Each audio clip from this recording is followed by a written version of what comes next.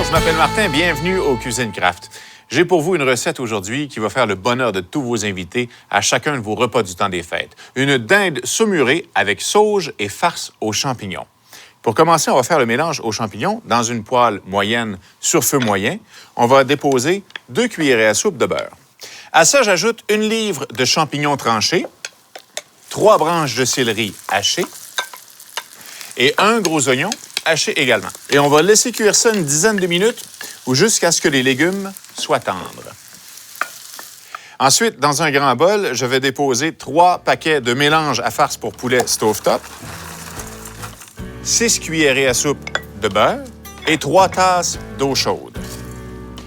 Je vais aussi ajouter nos légumes qui sont maintenant cuits. Et on va mélanger ça juste assez pour que ce soit bien humecté. J'ai une demi-tasse de sauge fraîche.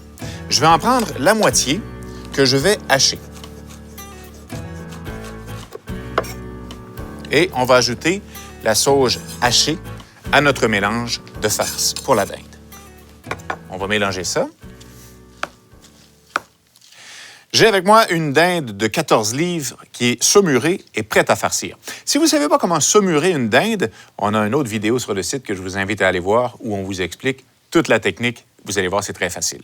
Donc, notre dinde est prête à farcir, mais avant toute chose, on va ajouter un peu de saveur. Ce que j'ai fait, j'ai séparé la peau de la dinde de sa chair et on va insérer entre la peau et la chair les feuilles de sauge qui nous restent.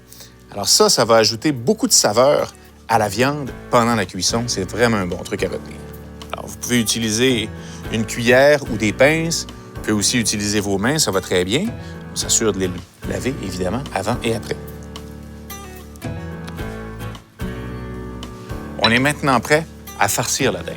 Alors, on va simplement venir insérer la farce à l'intérieur de la cavité en la compactant légèrement. On ne veut pas trop la compacter.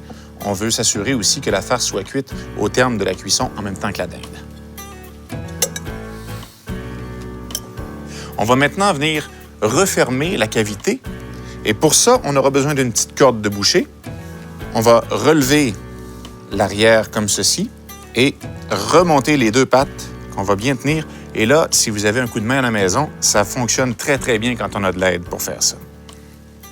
Et on vient l'attacher avec un petit nœud. Maintenant, quand on farcit la dinde, il est important de farcir par la cavité, mais aussi par le cou. C'est ce qu'on a fait préalablement. Et ensuite, on a replié la peau du cou et on a coincé les ailes en dessous de la dinde. On va être prêt maintenant à la mettre sur la grille dans la rôtissoire.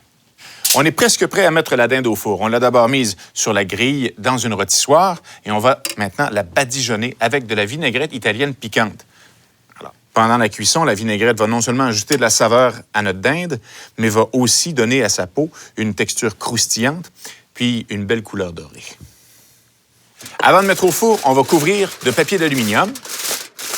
On est maintenant prêt à mettre la dinde au four à 325 degrés Fahrenheit pour une durée de 3h45 à 4 heures. On va enlever le papier d'aluminium après 3 heures de cuisson. Et ce qu'on recherche, c'est une température interne de la viande à 170 degrés Fahrenheit. Et un bon truc pour jamais se tromper puis toujours avoir une dinde cuite à point, c'est d'utiliser un thermomètre à cuisson que vous allez piquer après la cuisson dans la partie la plus épaisse de la poitrine ou dans la partie la plus charnue de la cuisse.